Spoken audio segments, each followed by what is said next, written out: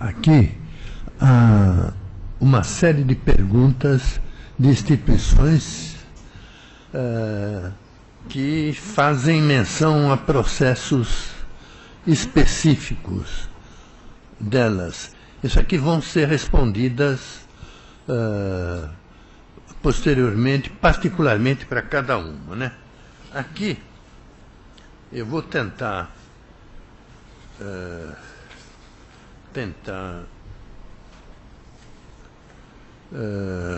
separar aqui conforme for.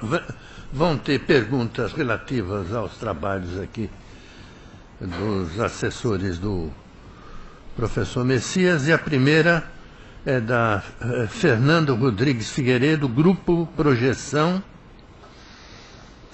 O despacho Seres número 185 orientou para Andréa de Faria, né?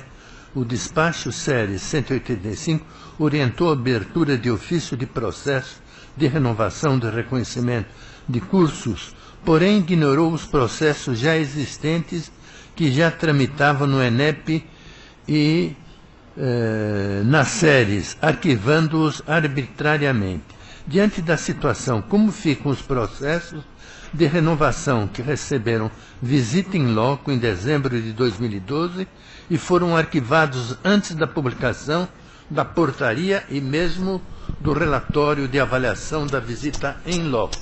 Eu queria esclarecer ao Leonardo que não houve arquivamento sem decisão de processos. Essa não foi, em absoluto, a prática que nós fizemos.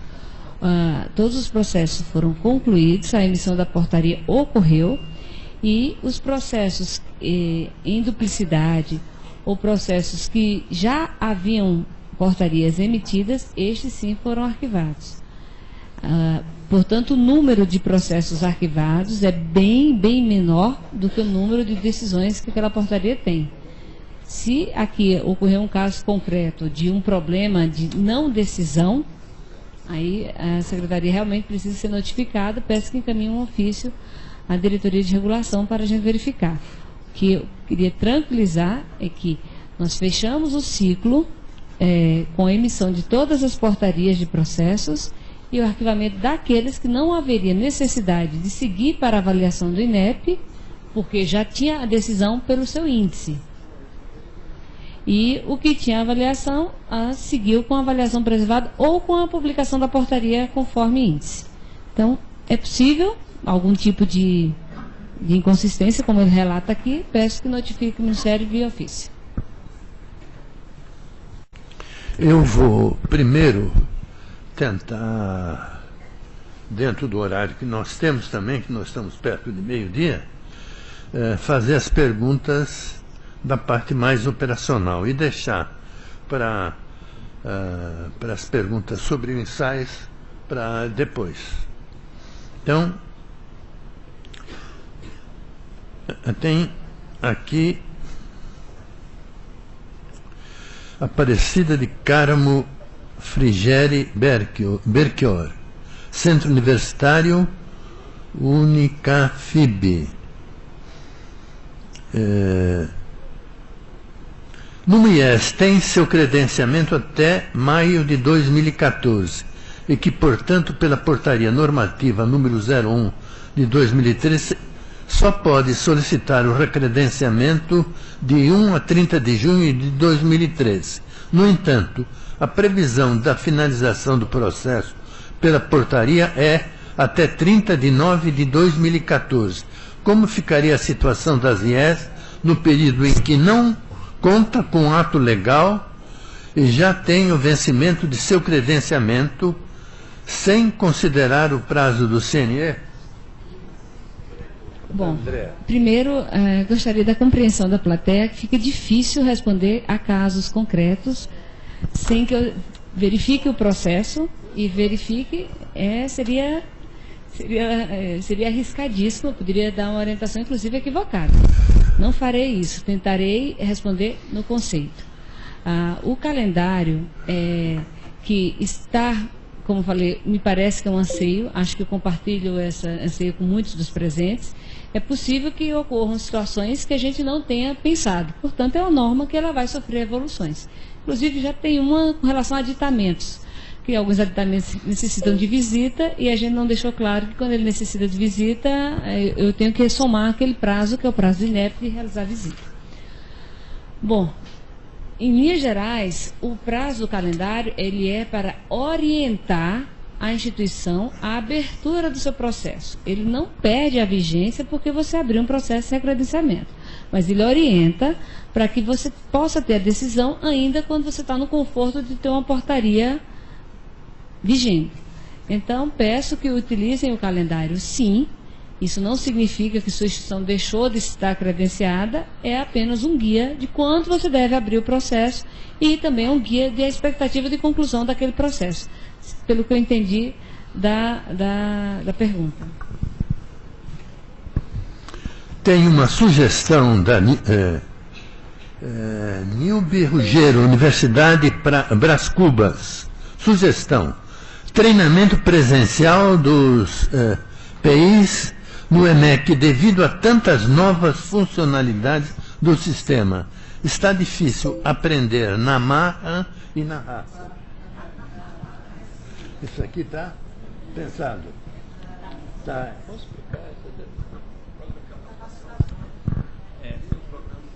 Nós estamos tentando fazer também, trabalhar com a comunicação ativa.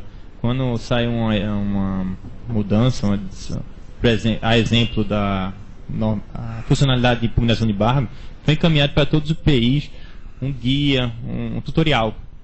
Foi encaminhado com documento. E esse tutorial, inclusive, está lá na página do EMEC, o PI entra, ele tem acesso a esse tutorial. Essa é uma das formas que nós estamos tentando ajudar o PI, principalmente quando é lançada uma nova funcionalidade. Também, assim, a questão da capacitação é uma questão bastante complexa para nós. A gente entende que recebemos diversas solicitações de capacitação, não só dos PI, conselhos, avaliadores, todo mundo que lida com o EMEC.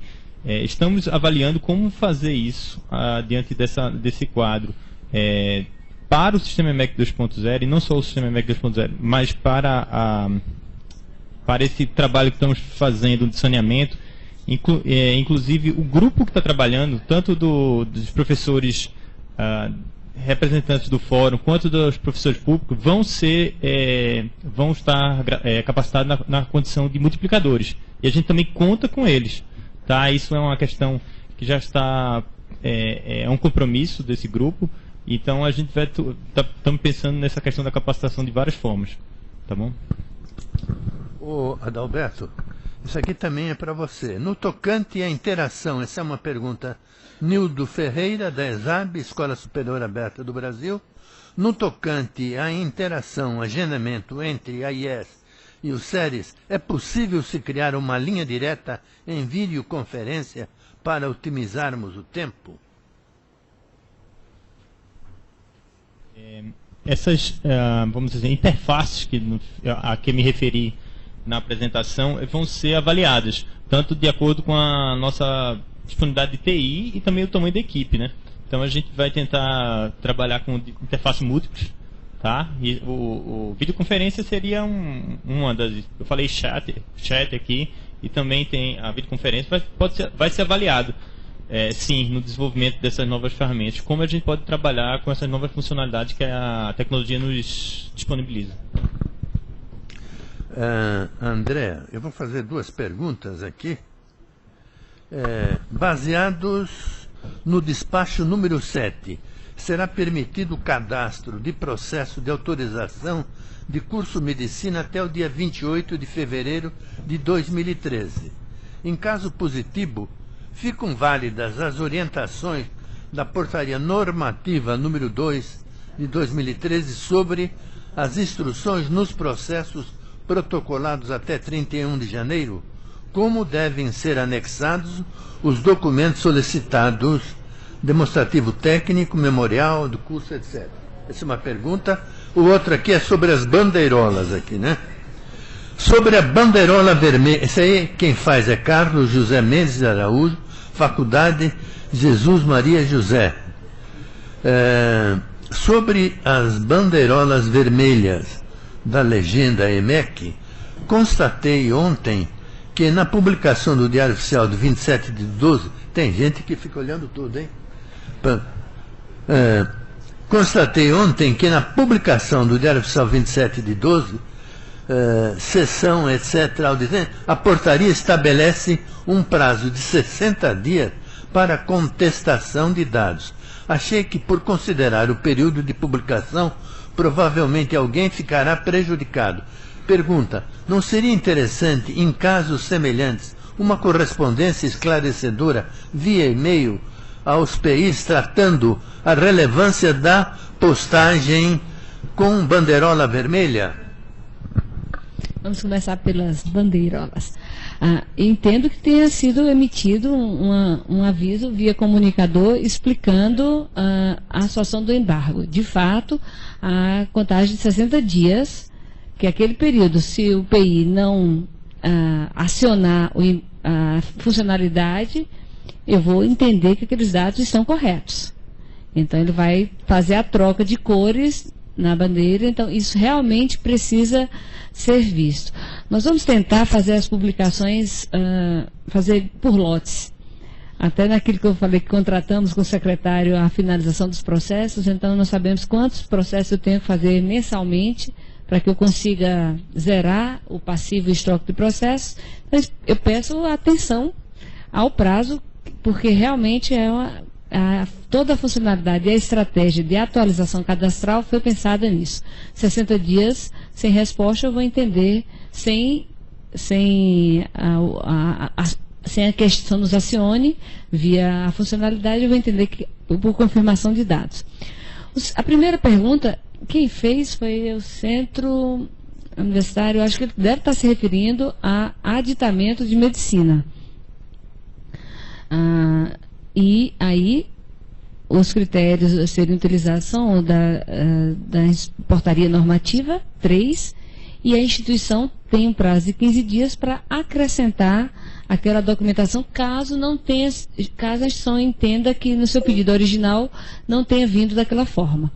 Então, as pessoas que estão pedindo, as instituições que estão pedindo aditamento para vagas em medicina, de fato, a postura mais segura é elaborar aqueles 3 documentos que a instrução pede e encaminhar ao Ministério. Como prevê a portaria, dá um prazo ao final. Porque como não havia os processos, como eu falei, são processos a partir de ofícios que a instituição envia, é possível que uma tenha sido mais eloquente, tenha explicado melhor a situação, e a outra tenha feito apenas o pleito. Então, oriento que utilizem, que enviem sob a forma de aditamento ao pedido original. Aqui tem mais 3 perguntas. Débora, Caxias do Sul, Faculdade de Tecnologia, procurando processos de autorização que estejam na Secretaria ou no CTA. Desde novembro de 2012, já houve as visitas. Há previsão de celeridade nesses processos? A professora Leiane Soares, professor André, como ficarão as IES que receberam visita para recredenciamento em 2010 ou 2011 e que não tiveram uma portaria publicada ainda? Qual o procedimento frente ao calendário? E a terceira, da professora Iá Xavier, o EMEC não está disponibilizando a abertura de processo de autorização de cursos superiores de tecnologia experimental. Exemplo, curso superior de tecnologia em estética e cosmética. Como ficará o prazo definido no calendário de 2013, que se encerra no dia 28 de 2 de 2013? Bom, a primeira, com relação à celeridade, imagino que deve ser a preocupação de muitos nessa sala. Se nosso compromisso é não ter estoque até o meio do ano, estou falando do processo 2007, então um processo que foi visitado, se não me engano, outubro de 2012, que chegou para a secretaria, ele está com a expectativa de sua conclusão. A IN, que ainda não foi tornada pública, fala sobre o nosso padrão decisório. Uma instituição que tenha suas dimensões todas bem avaliadas e seus requisitos legais sem nenhuma crítica, a expectativa é que esse processo seja concluído de forma muito mais rápida do que aquela que me venha com requisitos legais ainda não atendidos, que eu preciso verificar, e a gravidade daquilo que os avaliadores colocam. Tá, a segunda foi com relação a... Me ajudem? Não, os credenciamentos, isso, aí eu lembrei.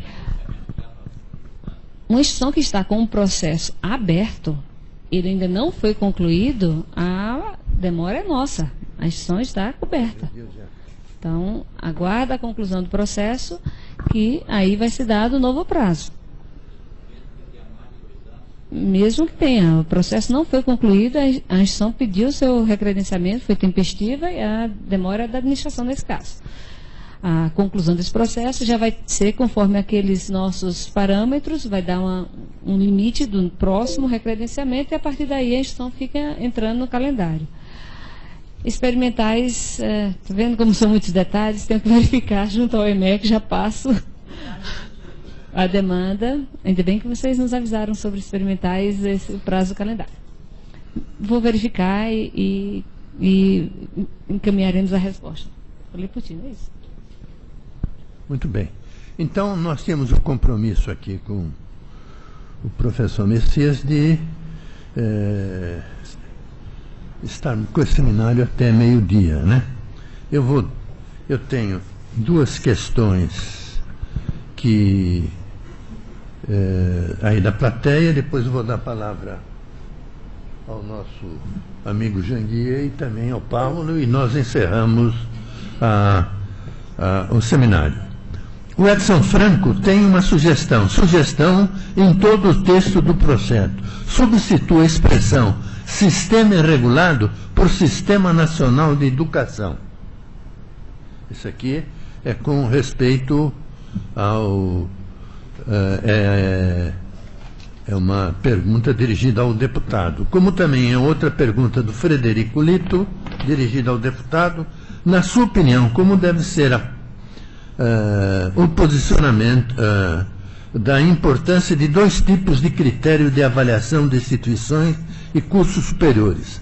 Fatores de insumos, quer dizer, titulação de docentes, números de livros na biblioteca, número de banheiro, etc.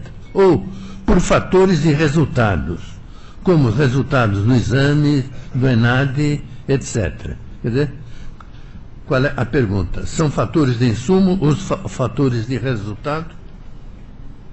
São essas duas questões que foram feitas, né? Uma mudar o nome, né, no lugar de Sistema Regulado por Sistema Nacional de Educação.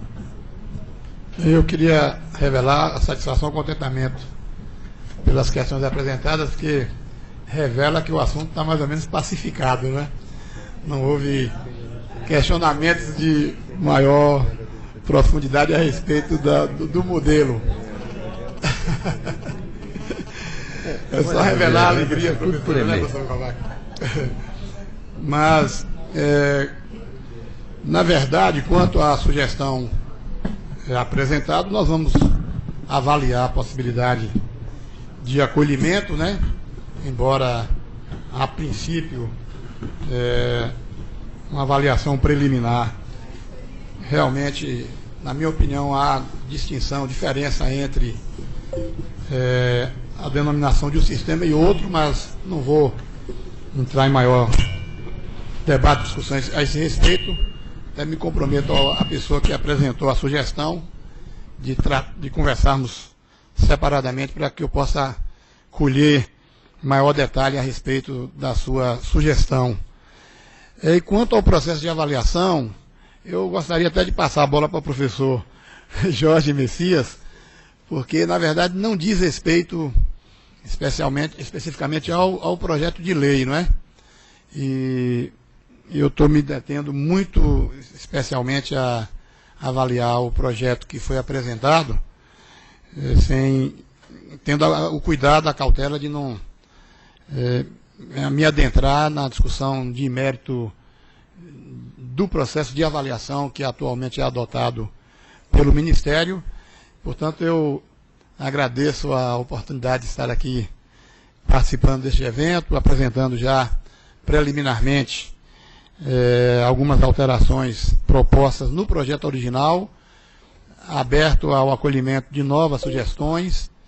Inclusive, o Dr. Jorge já me informou do recebimento por parte da Secretaria já de novas recomendações apresentadas pela Associação Brasileira de Mantenedoras. Eu estou aberto também ao acolhimento dessas sugestões, na perspectiva de que a gente possa, aí a médio prazo, chegar ao entendimento, não é um bom termo, e aprovarmos este projeto lá na Câmara de Deputados.